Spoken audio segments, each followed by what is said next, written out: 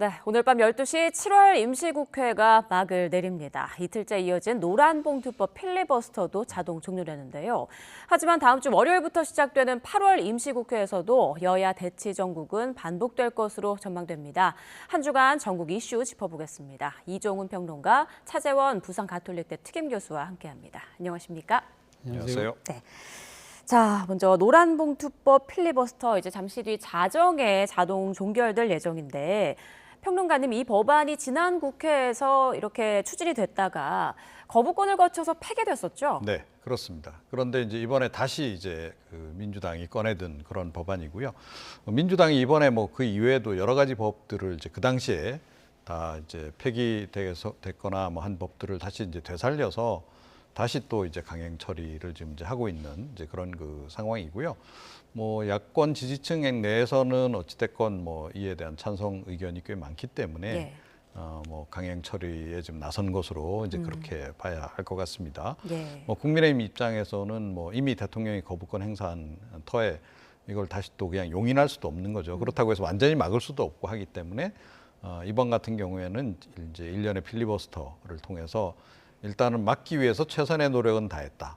그런 거를 보여주기 위해서 좀 애를 쓰고 있는 그런 과정이다 이렇게 보시면 될 것 같습니다. 네, 노동 문제를 놓고 정부 여당과 야당이 이제 첨예하게 맞서고 있는 그런 상황인데, 자, 이런 가운데 신임 고용노동부 장관 후보자로 김문수 전 지사가 이제 지명이 됐어요. 네. 지명 배경은 좀 어떻게 보시나요? 아무래도 뭐 대통령 입장에서는 노동 전문가라고 아마 판단을 하시는 것 같아요. 그러니까 뭐 김문수 지금 지명자가 사실 과거에 그 상당히 우리나라 노동운동 초기에 아주 강성의 노조를 이끌었던 노동운동가 출신이기 때문에 누구보다도 노동 현장을 잘 안다. 예. 전문가라는 생각을 갖고 있는 것 같고요. 그거보다도 더 우선되는 문제는 이 소위 말하는 노동에 대한 일종의 뭐랄까요. 그러니까 보는 관점이 이제는 이 상당히 윤 대통령과 일치하고 있다. 예를 들면 지금 아까 방금 이야기했던 노란봉투법 같은 경우는 뭐 지금 그 김문수 지명자 같은 경우 헌법과 민법에 위배되는 그러한 하나의 법 체계를 갖고 있다는 식으로 이야기를 하고 있잖아요. 그렇기 때문에 상당히 그러니까 이런 부분이 지금 노동계에서 이야기하고 있는 여러 가지 개혁 문제들에 대해서 상당히 강한 이 보수적인 견해를 갖고 있다는 측면이 분명히 있는 것 같고요. 또 하나의 부분은 이런 이 전력을 갖고 있고 신념을 갖고 있는 김문수 지명자가 이 윤 대통령이 지금 추진하려고 하는 노동개혁을 이끌어갈 수 있는 강한 추진력을 갖고 있다고 아마 판단을 하고 있는 것 같습니다. 그러나 문제는 그 김 후보자, 김 지명자가 사실은 앞서 제가 말씀드린 대로 과거 노동계를 상당히 이끌었던 투사형의 노동 현장가 출신이긴 합니다만 그동안 이 정치 생활을 하는 과정에서 상당히 이 지금 노동에 대한 관점과 신념이 완전히 바뀌었다는 것이죠. 그런 부분들이 소위 지금 그 거구라고 이야기될 수 있는 그러한 그 생각들과 상당히 부합되는 측면들이 많기 때문에 이런 생각을 갖고 과연 행정부를 이끌어갈 수 있을 것인가, 그런 부분들에 대해서 이 지금 윤 대통령이 이야기하고 있는 노동개혁을 원만하게 끌어나갈 수 있는 책임자인가, 이런 부분들에 대해서는 상당한 또 반대의 의견이 높고 바로 이러한 문제들이 이번 장관 청문회에서 상당한 쟁점이 되지 않을까 하는 생각이 듭니다. 네, 차 교수님 말씀처럼 김문수 후보자는 과거에 뭐 어떤 언행이나 이런 행동 등으로 인해서 좀 논란이 된 적이 있는데요. 이런 부분들이 국무위원으로 이렇게 문제가 없다고 보십니까? 어떻게 생각하세요? 그러니까 조금 편향성이 강한 거는 분명하죠. 예. 근데 본인이 어찌됐건 뭐 이제 이번은 최근에도 뭐 장관 되신 분들 보면 이른바 야인 시절에 했던 이제 강성 발언들 때문에 이제 굉장히 논란이 많이 되지 않았습니까? 네. 이분도 지금 마찬가지 상황인 거죠. 그러니까 뭐 학생운동, 노동운동 다 했습니다만 뭐 학생운동, 노동운동 했던 사람 중에 보수로 뭐 전향한 분들이 꽤 있어요. 그럼에도 불구하고 이 김문수 의원 후보자 같은 경우에는 너무 극적인 그 변화를 한 경우에 해당합니다. 그래서 뭐 거의 반노동이라고까지 노동계에서 이야기할 정도로 예를 들어 뭐 무노조라든가 뭐 저임금이라든가 그런 거를 지지하는 부분이라든가 또 굉장히 극우성 발언을 계속 해온 이념 정체성과 관련한 논란을 유발할 만한 발언들을 많이 한 거라든가 이런 거를 보면 사실은 좀 과도한 편향성이 좀 문제가 되긴 하는데 윤석열 대통령이 뭐 최근에 뭐 장관을 임명하는 그런 거를 보게 되면 대체로 이런 기조하에서 지금 진행을 하는 것 같아요. 예. 그래서 본인이 생각하는 윤석열표 그 노동개혁을 하기에 가장 적임자다. 이런 생각을 하는 것 같습니다. 그래서 뭐 아시다시피 뭐 주 69시간제로 이제 상징되는 그런 이제 뭐 노동개혁이라든가 또 임금체계 개편이라든가 이런 거를 이 김문수 후보자면 뭐 해낼 수 있지 않을까 이런 판단을 좀 하고 있는 게 아닌가 이렇게 생각합니다. 네, 청문회도 좀 난항이 예상되고 그 노동계에서도 벌써부터 뭐 반대 여론이 크게 나오고 있는데요. 그래도 노동부 장관 수순으로 갈 거라고 보시는지요? 뭐 저는 뭐 그대로 고하지 않을까 하는 생각이 듭니다. 앞서 예. 우리가 그 이번에 방송통신위원장 이준숙 위원장의 청문회 과정에서도 상당히 많은 논란들이 있었잖아요. 그런 측면에서 봤을 때도 뭐 윤 대통령 입장에서는 일종의 뭐랄까요, 그러니까 청문 과정에서 제기됐던 의혹들에도 불구하고 바로 이 청문 절차가 시간이 경과하자마자 바로 당일날 임명을 하지 않았습니까? 예. 이러한 상황을 본다고 한다면 김문수 지명자의 경우에도 앞서 뭐 말씀들 하셨지만 지금 그 소위 말하는 반노동이라는 그러한 측면에서 상당히 노동계의 비판이 큰 상황이고 그리고 아마 이런 부분들이 아마 청문 과정에 상당한 논란이 될 거예요. 다만 이진숙 이 방송통신위원장과는 좀 비교를 해서 이준숙 위원장 같은 경우는 법인카드 사용 논란이라든지 그런 일종의 뭐 돈과 관련된 부도덕성 논란 이런 부분들은 많이 부각이 됐지만 김문수 지명자 같은 경우는 아마 그 문제보다는 결국은 지금 노동에 대한 그 이 시각과 신념이 너무 극단적으로 지금에서 바뀌었다. 이런 부분들이 과연 지금 이 시대적인 그 추세와 이 부합하느냐 이런 부분들에 대한 아마 문제제기가 상당히 있을 겁니다. 그럼에도 불구하고 이 지금 그런 논란이 빤하게 보임에도 불구하고 대통령께서 김문수 후보자를 지명했다는 이야기 자체는 예. 이 지금 청문 과정이 어떤 식으로 흘러가더라도 아마 임명하려는 의지가 상당히 강했기 때문에 아마 지명을 한 것이 아닐까 하는 생각이 듭니다. 대통령은 일단 고할 것이다 이렇게 보셨는데요. 이 부분은 어떨까요? 이제 민주당은 모레 8월 임시국회가 시작이 되면 바로 본회의 열어서 노란봉투법을 통과시키겠다라는 입장이잖아요. 자, 이미 통과된 방송사법, 25만 원 지원금법, 노란봉투법까지 대통령이 모두 거부권 행사할까요? 네, 거부권 행사할 것으로 지금 보입니다. 예.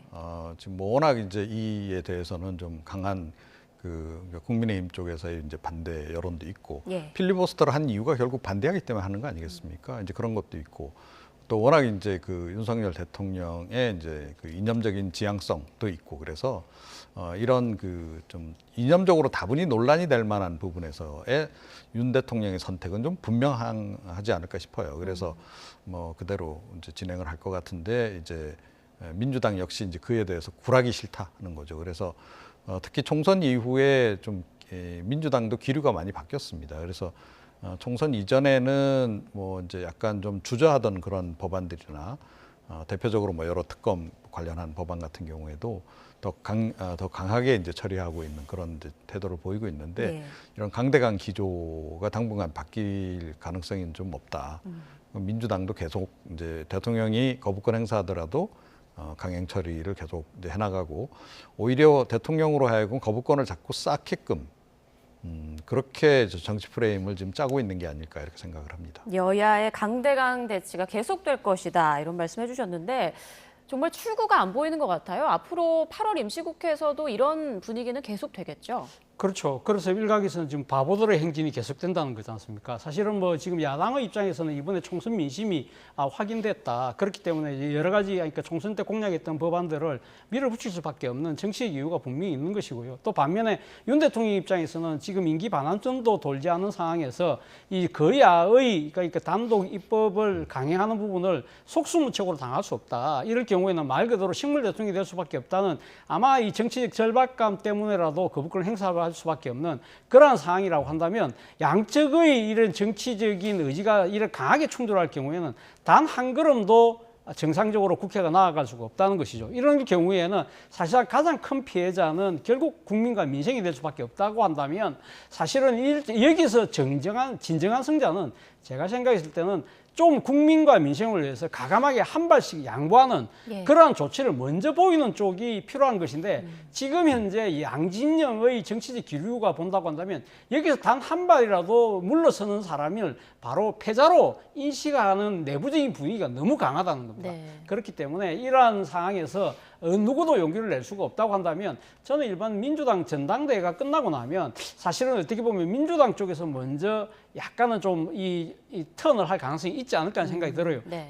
지금 이재명 후보가 거의 뭐 당대표 연임이 확정적인 상황이라고 한다면 아무래도 중도 외연 확장 그리고 또 소위 말하는 정책적 유연성을 발휘해서 아마 이 전국을 돌파하려는 그런 모습들을 먼저 보이지 않을까. 자, 만약에 이런 이것이 민주당의 시나리오가 이렇게 예상이 된다고 한다면 정부 여당에서도 이런 걸 먼저 선수를 칠 필요도 있지 않나 하는 생각도 듭니다만 과연 그런 용기를 낼 수 있을까요? 네. 자, 용기를 누가 낼지 좀 지켜봐야 되겠고. 자, 그런가 하면 이진숙 방통위원장의 탄핵안 바로 야당 주도로 어제 국회를 통과했는데요. 대통령실은 강하게 반발했습니다. 관련 발언 잠깐 들어보시죠. 부패비리 혐의자 이진숙 임명 강행부터가 이미 원천 무효입니다. 1분 1초도 방통위원장 자리에 있어선 안 될 인물입니다. 탄핵과 함께 즉각적 사법 처리로 국민을 우롱한 죄를 엄히 물어야 합니다. 북한의 오물풍선을 보내는 것과 야당이 오물 탄핵을 하는 것이 대체 무슨 차이가 있는지 되묻고 싶습니다. 대체 누구를 위한 탄핵입니까? 네, 대통령실은 이번 탄핵을 북한 오물풍선에 비유했는데요. 어떻게 들으셨습니까? 네, 그러니까 굉장히 강하게 이렇게 맞받아친 예. 거죠. 그건 뭐 나름 이유가 있는데, 그러니까 이 야당 쪽에서 워낙 이제 탄핵안을 많이 발의를 지금 했잖아요. 벌써 18건이나 이제 발의를 한 상태입니다. 그러면서 이제 국민들 내에서 이 탄핵에 대한 약간 좀 피로감도 좀 많이 높아지고 있는 상황이에요. 이제 그런 여론을 이제 반영한 그런 발언이었다 이렇게 생각을 합니다. 그래서 탄핵에 대해서는 국민들도 이제 그렇게 긍정적으로 판단을 안 내리고 있기 때문에 이거는 조금 세게 때려도 된다. 예. 이런 판단을 좀 한 것이 아닌가 그렇게 생각을 합니다. 네. 자, 이진숙 위원장과 대통령실은 그 전임자와 달리 헌재 판단을 기다리겠다는 입장이잖아요. 뭐 네. 방통위 기능이 먹통이 되더라도 기다리겠다. 자, 이 이유, 이 배경은 좀 어떻게 볼 수 있을까요? 일단 뭐 정부 여당 입장에서는 급한 불은 껐다고 생각을 하고 있는 것 같아요. 이번 8월 달에 지금 당면하고 있는 지금 MBC의 관할하고 있는 방송문화진흥위원회 예. 이사진 선임을 마감할 수 있었다. 그래서 지금 9명 중에 6명을 일단 선임을 했지 않습니까? 네. 그 결과에 따라서 사실은 어떻게 보면 향후 지금 MBC 사장을 바꿀 수 있는 그러한 체제를 갖췄다는 부분도 있고요. 그리고 또 12월 달에 지금 임기가 만료되는 KBS 사장과 관련해서도 지금 KBS 이사진을 보강하는 그러한 수준의 인사 조치까지도 끝낸 상황이기 때문에 일단은 급한 불은 껐다. 그렇다고 한다면 일단 지금 탄핵에 지금 직면해 있는 이 방송통신위원장의 이러한 이 지금 야당의 탄핵안에 대해서 헌법재판소의 판단도 한번 받아볼 필요가 있다. 우리는 이제 급한 게 없기 때문에 그리고 또 지금 헌법재판소의 판단을 받아본다 하더라도 아마 이 각하 내지는 기각될 가능성이 크다고 아마 판단하는 것 같아요. 예. 지금 이인숙 방송통신위원장 같은 경우는 사실 취임하고 난 하루 만에 이틀 만에 지금 탄핵안이 발의가 돼서 보고가 됐기 때문에 실질적으로는 방통위원장으로서의 단 하루의 행위가 탄핵까지 유발할 그러한 이 결정적인 위법 사항을 했느냐 이런 부분들은 충분히 따져볼 필요가 있다. 만약에 이 지금 정부 여당이 바라는 대로 헌법재판소에서 각하 내지는 기각이 될 경우에는 예. 말 그대로 야당의 그동안의 탄핵 이 드라이브가 상당히 정치적인 공세였다는 것이 입증된다고 한다면 오히려 정치적 대치기를 할 수 있다는 그런 나름의 속셈도 갖고 있는 것 같습니다. 네, 이준석 그 개혁신당 의원도 일찍이 성급하게 탄핵 추진하면 헌재에서 이제 각하 결정이 나오게 될 거고, 자 이렇게 되면 이진숙 위원장에게 날개를 달아주는 꼴이 될 거다 이렇게 얘기를 했단 말이에요. 이 부분은 동의하십니까? 그러니까 이번에는 사실은 저렇게 될 가능성이 굉장히 높죠. 네. 그러니까 뭐 지금 야당 쪽에서 탄핵안을 이제 계속해서 추진하는데도 나름의 이유는 있습니다. 어찌 됐건 뭐 언론 장악을 하려고 하는 상황에서 하루라도 더 시간을 더 지연시키겠다라고 하는 이제 그런 이제 의도가 좀 있는 거죠. 아무래도 위원장이 이제 정상적으로 직무를 수행하는 상황과 위원장이 없어 직무가 정지가 되는 바람에 위원회가 제대로 가동되지 않는 상황은 좀 다르지 않겠습니까? 예. 그래서 이제 일단은 이제 그 탄핵안을 계속 이제 거듭 제기를 좀 하고 있는 그런 그 상황인 건데 탄핵안을 이렇게 계속해서 지금 뭐 거의 연속적으로 다발적으로 제기하는 거에 대해서 뭐 이준석 의원은 이미 이제 문제 제기를 좀 해왔던 바가 있고요. 사실은 이제 그게 조금 전에도 이제 말씀하셨듯이 탄핵을 이렇게 계속 거듭 제기를 했는데 헌재에서 계속 뭐 이 기각 결정이 나버리면 탄핵안 이 제기한 것에 대한 어떤 정당성이라든가 당위성이라고 하는 것이 많이 훼손이 된다는 거죠. 그러면 야당은 그냥 습관적으로 그냥 탄핵하는 그런 이제 조금 이성적 판단이 안 되는 집단 이렇게 이제 국민들이 인식이 될 수도 있는 거예요. 그래서 그 부분에 대한 이제 우려를 지금 이제 제기를 좀 한 거고 이번 같은 경우에는 사실은 단 하루 동안에 굉장히 무리수를 둬서 지금 박문진 뭐 이사라든가 KBS 이사진을 이제 임명한 그런 부분이 있긴 한데 과연 그 건 하나가 저게 직무를 갖다 사퇴를 해임을 시킬 정도의 사안이냐라고 봤을 때 그런 정도는 아니다라고 판단 내릴 가능성이 굉장히 높아요. 실제로. 그렇기 때문에 사실은 이번 같은 경우에는 뭐 야당에도 꽤 좀 적지 않은 타격이 될 가능성이 없지 않아 있다 이렇게 생각합니다. 그럼 두 분의 의견 좀 짧게 여쭤볼게요. 이진숙 방통위원장이 탄핵될 만하다. 어떻게 보십니까? 지금 야당에서는 뭐 2인 체제로 의결한 부분 그리고 편향된 언론관 등등을 이유로 탄핵을 지금 추진하고 있는 건데 먼저 평론가님께서는 짧게 좀 어떻게 보십니까? 저는 사실은 애초에 후보자가 돼서는 안 되는 분이라고 저는 생각을 합니다. 그러니까 이번에 드러난 이제 법인카드 그 뭐 유용 문제를 떠나서라도 이미 그동안의 뭐 일련의 행보들 그다음에 발언들 자체가 너무 편향적이기 때문에 이런 부분은 사실은 대통령이 임명을 할 때 좀 고려를 좀 많이 해야 된다. 그런데 뭐 윤 대통령은 뭐 그런 거 별로 고려 안 하고 그냥 다분히 극우 성향인 인물들을 이제 아주 편향적으로 지금 이제 기용을 하고 있기 때문에 이제 이런 이제 일들이 좀 계속 반복이 좀 되고 있는 상황인데 이게 장기적으로 보면 정권에 상당한 부담이 될 수밖에 없다. 이 점 하나 지적하고요. 일단 임명을 좀 한 상태에서 그러면 해임안 관련해서 탄핵안을 이제 제기하는 것이 과연 합리적이냐 이 부분은 사실은 이제 이 법적인 부분하고 정치적 판단이 조금 달라질 수밖에 없는 건데요.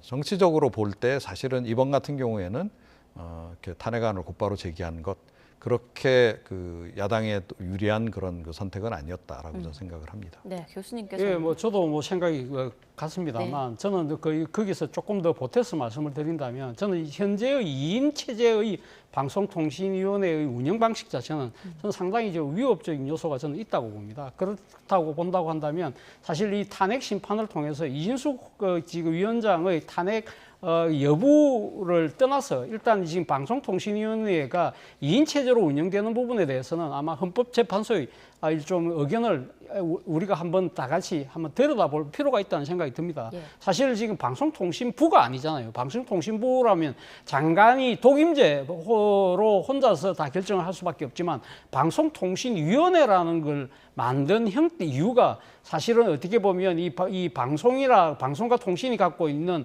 공공성 이런 부분들이 국민적 공감대를 통해서 국민적 공감대의 바탕하에서 합의에 의해서 뭔가를 일을 처리하라는 뜻으로 지금 위원회를 만들어놨던 것이거든요. 그렇다고 한다면 지금 현재 기형제기 2인 체제, 대통령이 임명하는 지금 위원장과 단 한 명의 상임위원 둘이서 모든 걸 다 이렇게 운영하는 방식 자체는 지금 방송통신위원회를 만들어 놓은 법 취지를 완전히 형이화시키는 것이거든요. 이런 부분들에 대해서는 저는 뭐 헌법재판소에서 한 번쯤은 이 헌법의 차원에서 한번 다뤄볼 필요는 있다는 생각은 듭니다. 네, 그리고 박문진 이사 지원자 3명은 이사 선임 무효 가처분 소송을 제기하기도 했는데 자, 9일 이제 재판 결과도 좀 지켜볼 필요가 있어 보입니다. 자, 이번에는 여야 내부 상황을 좀 들여다보겠습니다. 국민의힘부터 보죠. 정점식 의원이 물러난 국민의힘 정책위 의장 자리에 대구 4선 김상훈 의원이 이제 지명이 됐는데 어떻게 평가하세요? 뭐 저는 사실은 뭐 이 인선과 관련해서 한동훈 위원장이 좀 살짝 뒤로 밀렸다 이렇게 좀 생각을 합니다. 뭐 굉장히 중립적인 인물을 이제 임명을 한 거다. 내지는 한동훈 이제 대표가 결국 이제 뭐 자기 사람에 가까운 사람으로 이제 임명을 했기 때문에 지금 최고위 내에서의 구도가 뭐 한동훈 5. 이렇게 좀 우위 구도를 점하게 된 그런 인선이다 이렇게 평가를 하는데 사실은 뭐 이제 이번에 임명된 김상훈 의원 같은 경우에 일찍이 윤석열 대통령 입당할 때부터 찬성을 계속 해왔던 분이기도 하고 정진석 비서실장 비대위원장 하실 때 그때 비대위원으로 활동했기도 했고 그래서 계속 친윤 활동을 해오신 분이에요. 예. 그렇기 때문에 과연 이분을 그냥 한동훈 사람으로 볼 수 있겠는가 하는 거에 대해서 기본적으로 좀 이제 의구심을 좀 갖고 있고요. 이제 뭐 친윤인데 그래도 조금 계파 색깔이 조금 덜한 분으로 이제 좀 선택을 한 거다. 그런데 모르죠. 이분 같은 경우에 과연 결정적인 국면이 왔을 때 어느 편에 설지 좀 두고 보긴 해야 되겠는데요. 제가 보기에는 결정적인 국면에서는 그래도 윤석열 대통령 편을 들 가능성이 굉장히 높은 인물이 아닐까. 그렇게 지금 보고 있습니다. 네. 네, 교수님께서도 비슷한 생각이신가요? 글쎄요, 뭐 저는 뭐 한동훈 대표가 사실 어떻게 보면 지난번 전당대회에서 63%라는 당신과 민심의 압도적인 지지를 받았잖아요. 그렇다고 한다면 사실 이 정점식 정책위원장 부분과 관련해서 보여준 이 지금 현재의 인선 과정은 사실 어떻게 보면 아직 당대표로서의 미숙함을 그대로 드러낸 측면이 분명히 있다는 생각이 듭니다. 그럼에도 불구하고 사실 이 정정식 위원장이 결국은 뭐 사퇴의 용단을 내리는 형식이 되었기 때문에 결과적으로는 한 대표가 상당히 정치적으로 이제 소프트 랜딩을 할 수 있는 하나의 그 기초는 만들었습니다만 어쨌든 지금 평가하신 대로 김상훈 신임 정책위 의장이 과연 이 지금 그 한동훈 대표의 뜻대로 움직일 것이냐 부분은 여전히 뭐 정치적 퀘스천 마크가 달려 있는 건 사실입니다만 그럼에도 불구하고 저는 뭐 적절한 인물을 그대로 그러니까 나름대로 발탁을 하지 않았나 생각이 들어요. 예. 아무래도 그 개파적인 측면에서 본다고 하면 상당히 좀 색깔이 옅고요. 무엇보다도 이 전문성과 지역성이라는 측면에서는 나름대로는 뭐 이 차선의 선택을 한 것이 아닐까 하는 생각이 듭니다. 뭐 지금 행시 출신의 또 사선 의원으로서 그동안 상당히 이 당의 정책 분야를 관장을 해왔던 그러한 이 전문성을 갖고 있는 것이고요. 특히 지금 당의 어떻게 핵심적인 정치적 기반이라고 할 수 있는 대구에서 사선 의원이거든요. 그런 측면은 아마 두루두루 고려한 측면이 있기 때문에 그리고 또 한편으로는 뭐 김상훈 의원 같은 경우는 그렇게 무리하는 스타일이 아니기 때문에 아마 상당히 여러 가지 그러니까 한 대표가 추진하는 방향이 합리적이고 상당히 그러니까 그 민심에 부합한다고 한다면 아마 적극적으로 이 부응해서 노력을 하지 않을까 하는 생각도 듭니다. 네. 자, 한동훈 후가 순항하기 위해선 한 대표가 제안한 그 제3자 추천 최상병 특검법이 관건이 될 거다. 이런 분석도 나오고 있는데 강승규 의원, 그러니까 용산 시민사회 수석 출신이죠. 이 인물은 제3자 특검안은 대통령 탄핵 특검으로 가는 길이다. 이렇게 좀 이렇게 반대 의견을 크게 내고 있는데 이 부분은 어떻게 보세요? 그러니까 친윤계 쪽에서는 뭐 비단 이번뿐만 아니고 이번 그 전당대회 과정에서도 간헐적으로 그 의견들이 계속 나왔었죠. 그래서 기본적으로 하여튼 그 친윤계들은 이 최상병 특검도 그렇고 뭐 하여튼 이 윤석열 대통령이라든가 또 김 여사에 대한 특검 이런 거 모두에 대해서 기본적으로 반대하는 입장인 겁니다. 그래서 이제 한동훈 대표가 이제 그 전당대회 과정에서 제3자 추천을 전제로 한 이제 최상병 특검법을 이제 제안을 하긴 했는데 전반적으로 친윤계의 기류는 좀 반대 인 거죠. 그래서 그런 속에서 과연 한동훈 대표가 이거를 관철해 내겠는가 하는 게 향후에 좀 지켜봐야 될 대목인데요. 사실은 그게 어떻게 보면 첫 번째 시험대가 될 가능성이 굉장히 높다 이렇게 생각을 합니다. 네. 자, 남은 시간이 얼마 남지 않아서 이번에는 민주당 전당대회 상황도 좀 보겠습니다. 호남 지역 경선 이제 민주당 전체 권리당원 가운데 33.3%가 몰려 있어서 자, 최고위원 후보 순위에 변동이 있을 때 관심이었는데요. 지금 누적 득표를 보니까 김민석 후보가 정봉주 후보를 눌렀더라고요.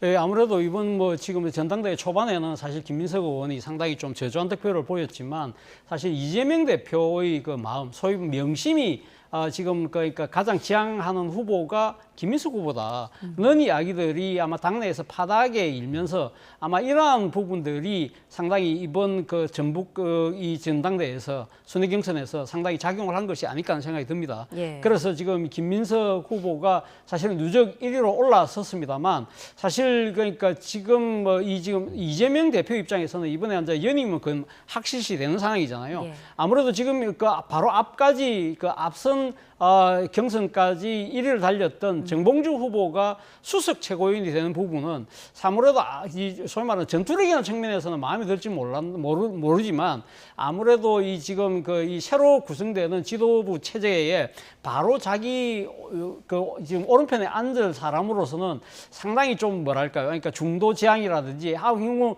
차기 대선을 봤을 때의 전략적인 측면이라든지 이런 부분에 있어서는 아마 김민석 후보가 낫다고 판단한 부분이 아마 당원들에게도 아마 제대로 전달됐기 때문에 이런 결과가 나온 것이 아닐까라는 생각이 듭니다. 명심을 얻은 그런 결과다라는 말씀이신데 이번에 한준호 후보가 21%로 1위를 차지했더라고요. 전북 지역 출신이라서 그런 영향이 좀 있겠죠? 뭐 그런 것도 좀 이제 있다라고 생각하고요. 그다음에 이제 뭐 아무래도 언론 노출도도 좀 많은 그 민주당 의원에 속하고 뭐 그런 것도 이제 작용을 했다. 그럼에도 불구하고 사실은 좀 도토리 키재기다 저는 생각합니다. 뭐 최고위원 후보로 나온 사람들 전부가 다 친명임을 이제 자처하고 있고 예. 그런 상태에서 사실은 그 득표율도 그렇게 큰 차이가 없어요. 네. 예, 다 고만고만한 거죠.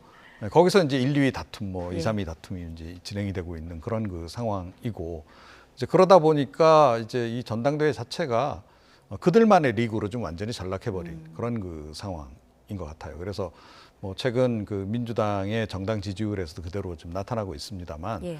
전당대회가 진행됨에도 불구하고 컨벤션 효과가 전혀 안 나는 예. 그런 그 상황이 좀 이어지는 거 아닌가.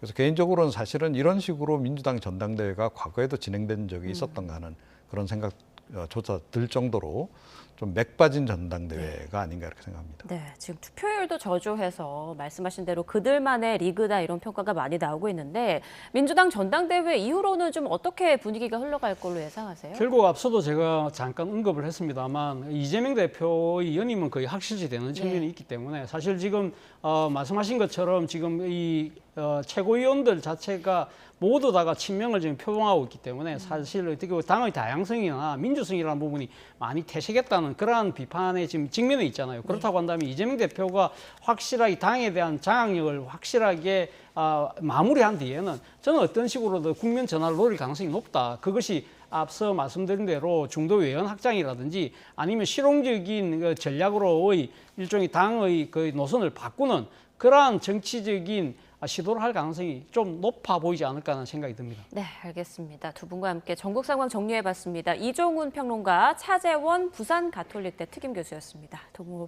고맙습니다.